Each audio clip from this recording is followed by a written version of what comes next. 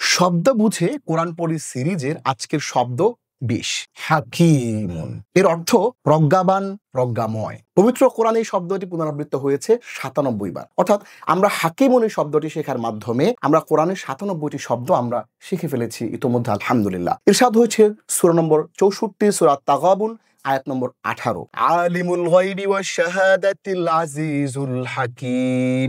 আলিমুল গায়বি wash শাহাদা, দৃশ্য ও অদৃশ্যের জ্ঞানধারী, আল আজিজু মহা পরাক্রমশালী, আল হাকিমু প্রজ্ঞাময়।